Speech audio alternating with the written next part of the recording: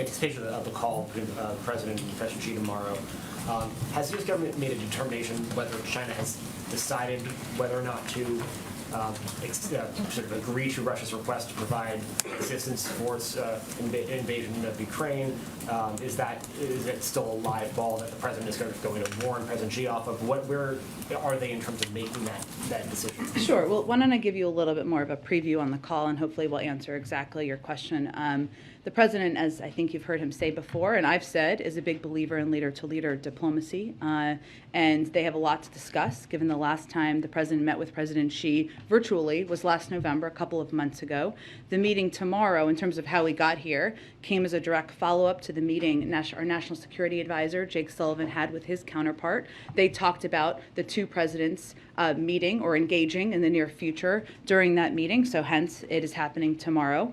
And that meeting earlier this week, of course, came at an important moment in the conflict, but it also, in Ukraine, of course, it also covered issues beyond Russia's invasion, and I would expect, of Ukraine, I would expect this meeting would as well, because there are obviously a range of issues that we continue to discuss with the Chinese, and the president discusses, of course, when he speaks with President Xi. But to go to your question, this is an opportunity for President Biden to assess where President Xi stands. There's been, of course, rhetorical support or the absence of clear rhetoric and denunciation, or the absence of denunciation by China of what Russia is doing.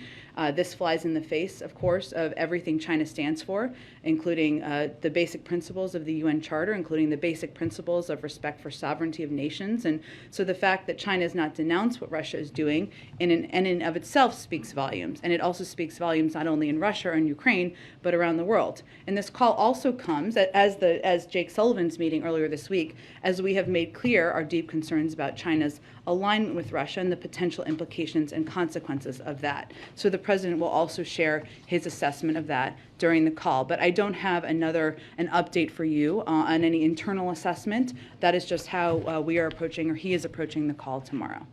How specific is the president going to be in laying out the consequences for China if they do help Russia?